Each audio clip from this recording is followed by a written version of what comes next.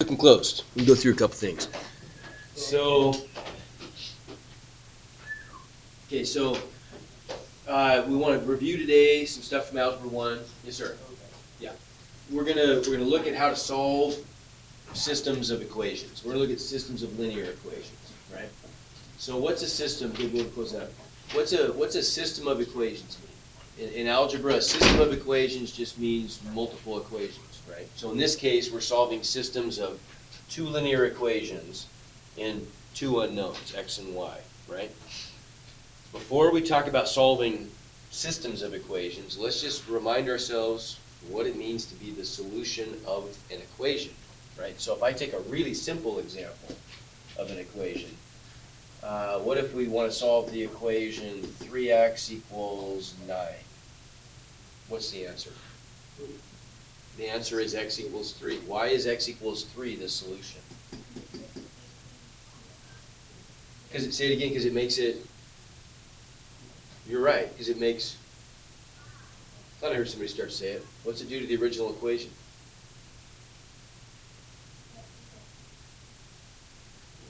Say it again. Okay, that's how we got there, but how? It makes it true, right? It satisfies the original equation, what we say in math. It makes it true, right? So a solution of an equation is the value of the variable that makes it true. Or in our case, for these two equations, they have two variables, right? So we want to find the values of x and y, for example, in this first equation that's going to make that one true, okay? Well, what's the value of x and y that makes that one true? It's not as obvious. This is going to be our red equation. We'll look at these one at a time. Like if I were to, for example, what if I were to, do you see here that I could like pick an x value and then solve for the y that goes with it, right? Yeah, so I could, for example, what if I pick the x value -8? What happens with that? If I pick the x value -8, if I plug -8 in for x, what's that going to give me? I'm going to get positive 16 plus 5y equals 41. So what are the two things I do to solve for y? Subtract 16, which gives me 25. Then divide by 5 and get what? 5.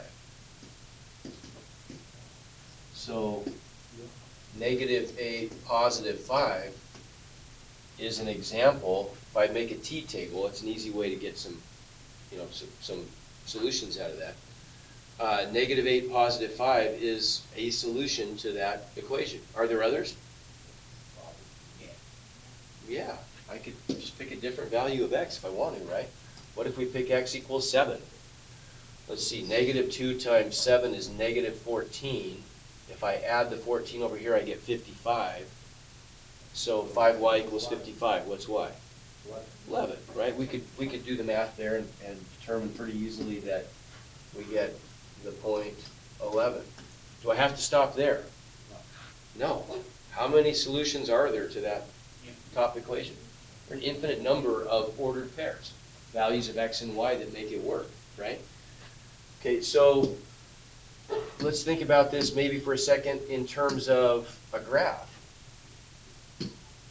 right? If we think about this in terms of a graph, what do each of those ordered pairs represent on the xy plane? A point. And this represents a line, doesn't it, right? If I graph that, well, look what happens here now.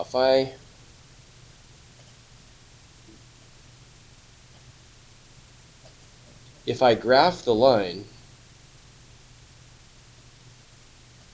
-2x plus 5y equals 41, there's the line, right?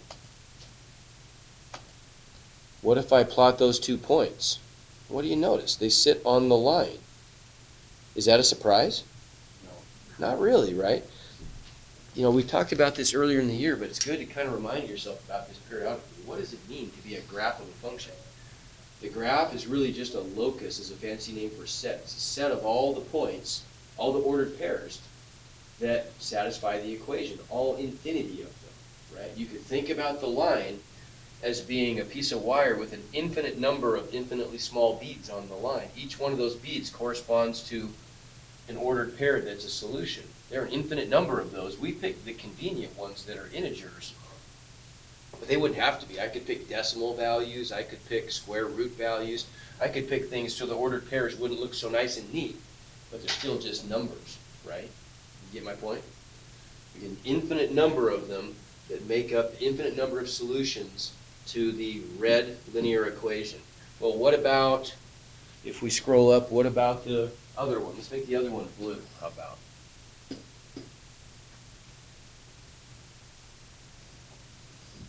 I could do the same kind of thing, right, for that one. This one's a little easier to work with, too, because it's in slope-intercept form, isn't it, right? So if I pick some values here, what if I pick a convenient value? Let's let x equals 0 and solve for y.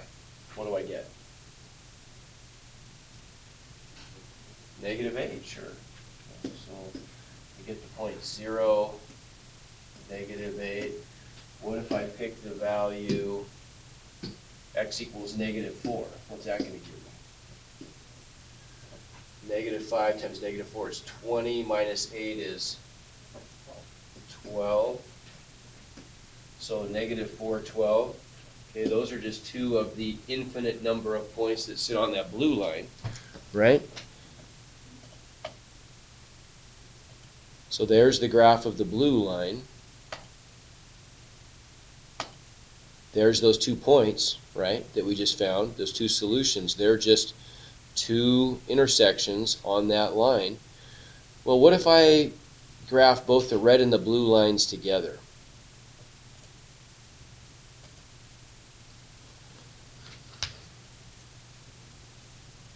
What do you think the solution to the system must represent here?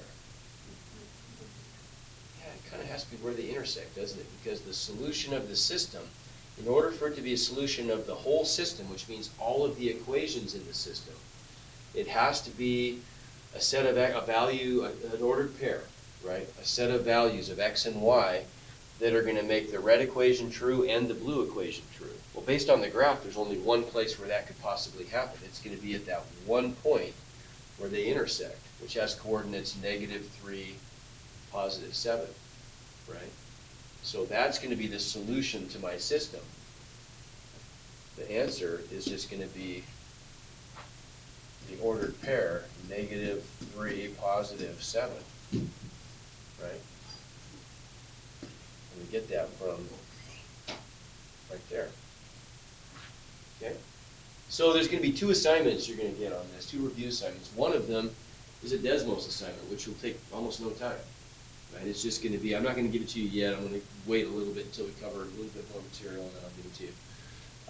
But it's just going to be, if I want to solve a linear system using Desmos, all I got to do is graph the 2 equations and look for the intersection, right? Piece of cake. But how do we do this without cheating, legally cheating with Desmos? Right? You're going to have to be able to do this mathematically also, legally cheating. You like that one? So how could I do this algebraically? Yes, Stephanie? Equation for y and this one. Oh, okay, good. We could substitute, right? We could use substitution. This is a great candidate for using substitution because, look, there's a variable that's isolated, right? And that allows us to substitute. That's how we substitute. We isolate a variable in one equation and we substitute it into the other equation, right? So that's our recipe for substitution. Whoops.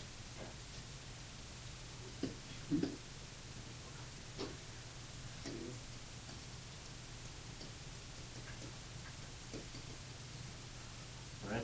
Remember what the steps are. So we're going to, step 1 is we're going to isolate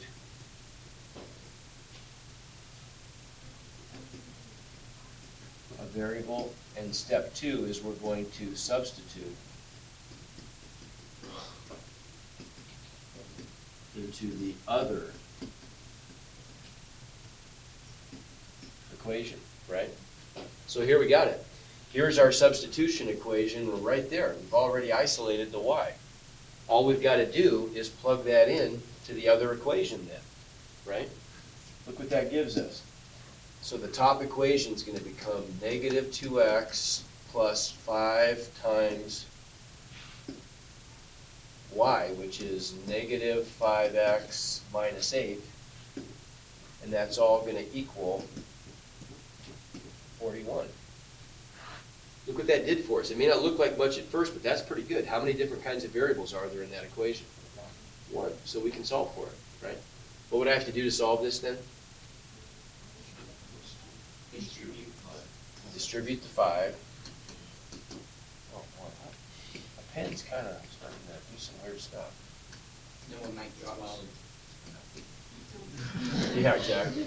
So I get, you're right. So I get minus 25x minus 40 equals 41. Now I can just collect like terms.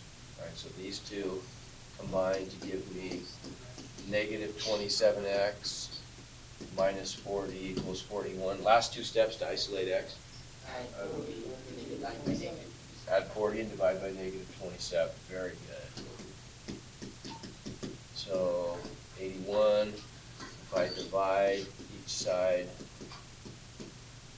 by negative 27, I get the result x equals what, negative 3? Where do I go to solve for y then? That's x. Yeah, look at this. I can go clear up. Now, what I always tell people to do is when you identify the substitution equation, right? You isolate a variable, put a box around that equation because you're coming back to it. We're coming back to it, right? We want to find the y value. So what's that give us? Y equals negative 5 times x, which is negative 3 minus 8. 15 minus 8, 7, right? So if I just combine those two things into an ordered pair, x is negative 3, y is 7. That looks familiar, doesn't it? C. Right? Okay. Yes. So we can substitute. Substitution is good in certain cases and not so good in others. Like, you tell me, would this be a good equation to use substitution on?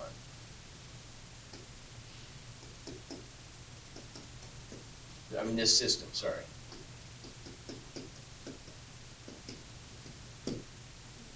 No.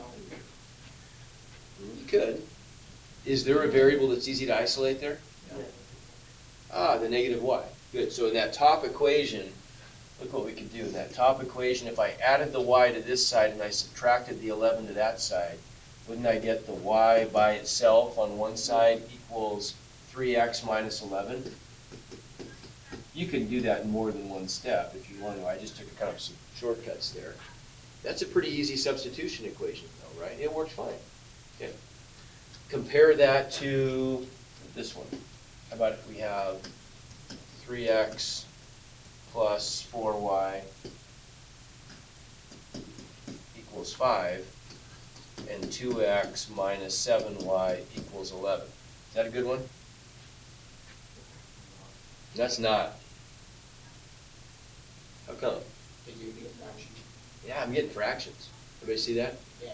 If I want to solve for any of these variables, probably the easiest one would be, I don't know, maybe the x here. I think what I'm going to have to do, I'm going to have to add the 7y to this side and divide by 2. And what's going to happen when I divide by 2? So the y's gonna turn fractions. I'm getting fractions. Do I really feel like substituting an expression with fractions in it into another equation and solving? I don't.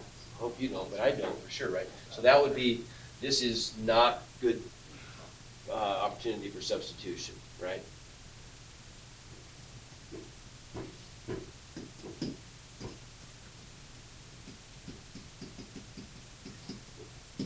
We don't want to substitute there. What can we do instead? How about that, elimination? Yeah. You remember elimination? Elimination is the other strategy we have. This is the one I almost always do, honestly. Elimination, if we have a system like this that's in standard form, where both equations are written as the x term plus the y term equals a constant, right? Then elimination is easy to do. It's really easy. All we got to do is we got to multiply one or maybe even both equations by numbers so that we can turn them into a new system where when I add the equations vertically, we can eliminate a variable.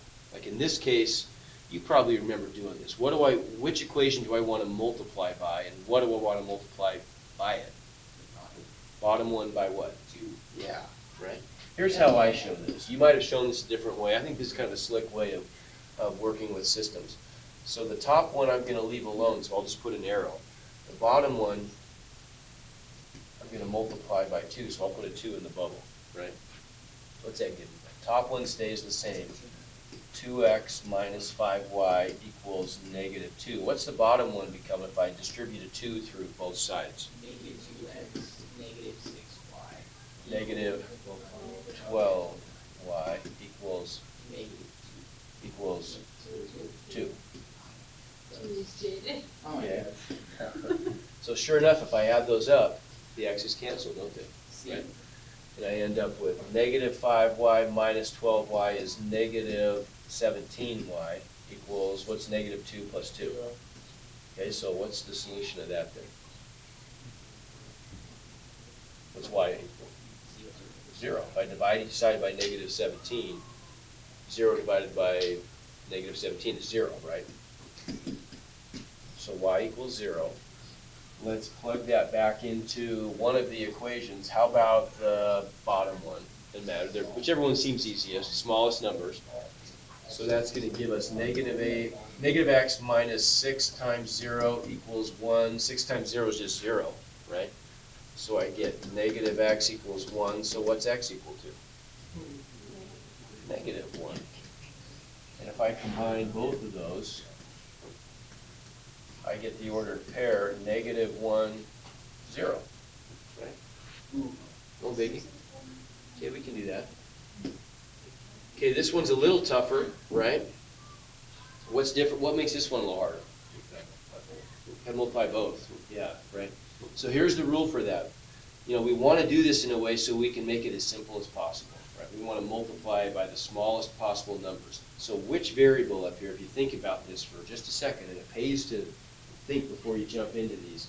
Okay, which variable is going to be easier to get rid of?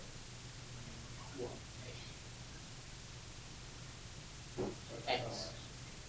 If we're going to use elimination like we did in that last example, which one should we probably target to eliminate? The x's or y's? X is the same X's.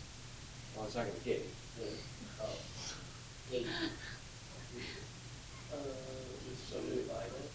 Well, we're going to, but the x's, right?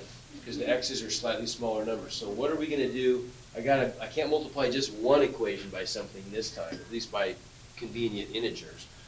So what could I we've got to figure out. What number could I multiply by the top, and what number could I multiply by the bottom?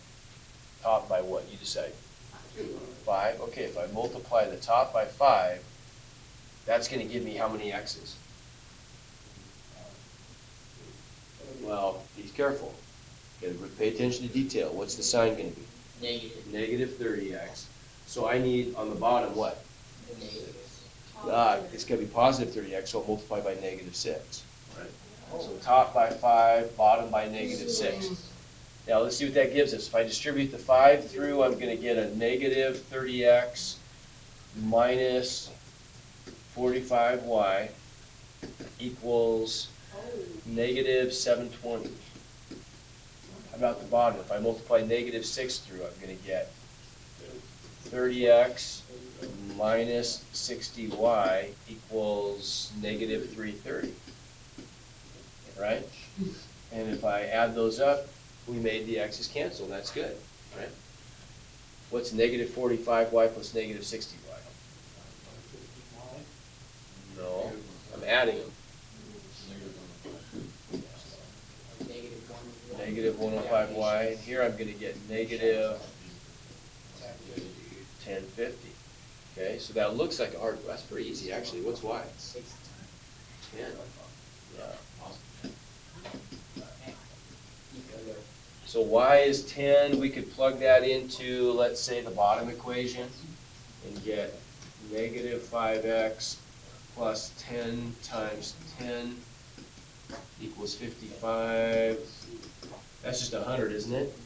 If I subtract 100 from this side, from both sides, I'm going to get negative 45, right? Divide by negative 5. We got it. Right? Now, I should ask you,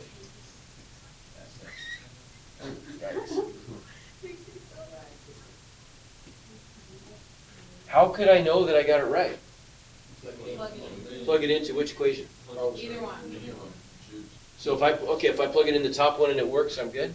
See, you gotta check both. I check both, don't I? It's gotta be a solution of this system. It's gotta satisfy all the equations, yeah. Okay, so, a couple more quick examples. We'll be done with this nonsense. You can work. How about this one? Multiply what by what? Bottom by 2? Sounds good to me. Sure, let's try that.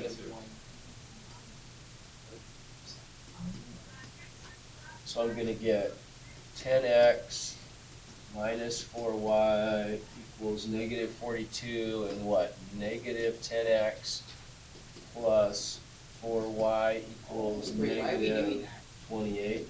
Couldn't we just do like negative 2 and the y's could They're gonna cancel. cancel? Yeah, I don't like negatives.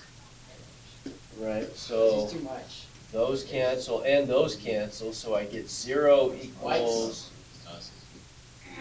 negative 70. What's it mean?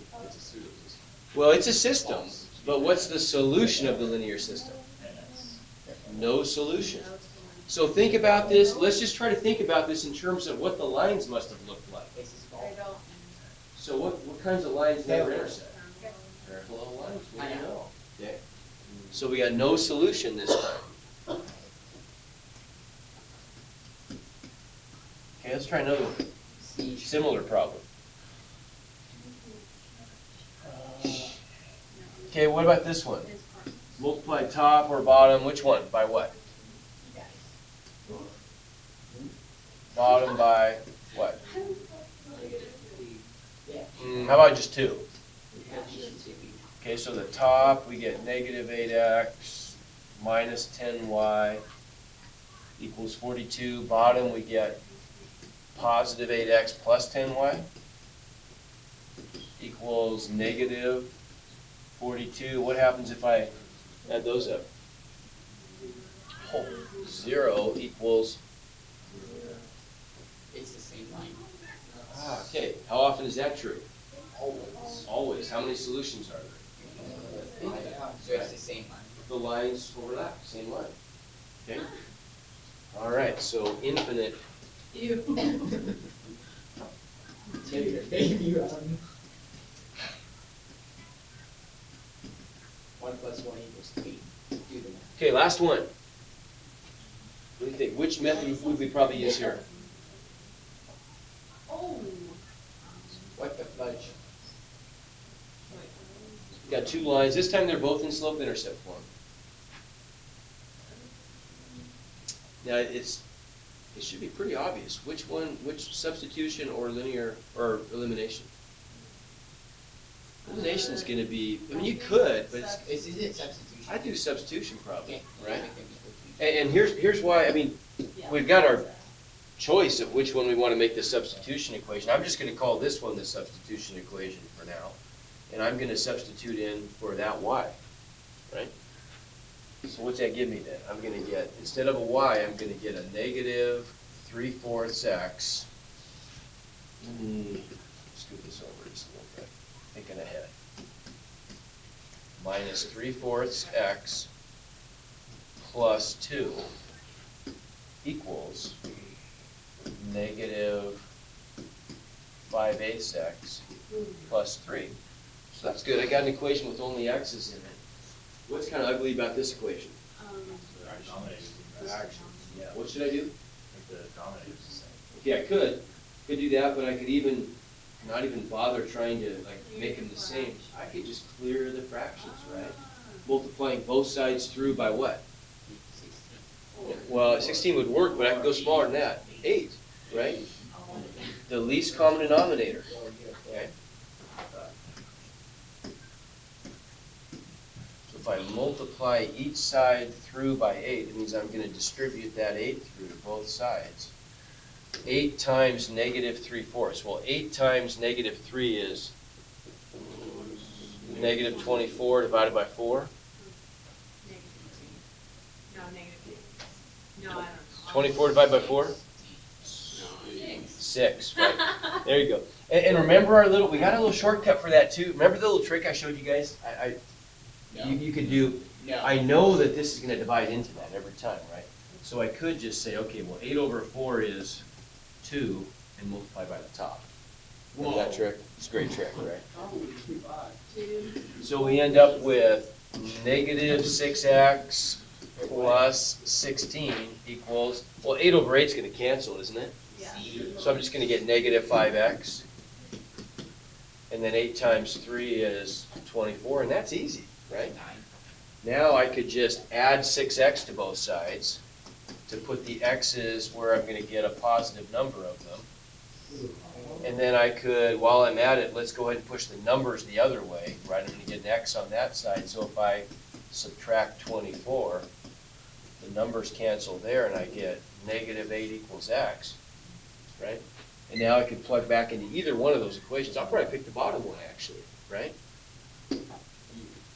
If I use the bottom equation, y would equal negative 5/8 times 8 plus 3. Well, that's negative 5 plus 3 is negative 2. Right, so if I combine those, what do I get here? I've got y and x, so I get the ordered pair negative 8, negative 2. Right? You good? Yes. Enough math for one day, for a Friday? Yes. All right. We'll call it I quits. have a question. You can work for the last 15 minutes. Mr. Oya. Yeah.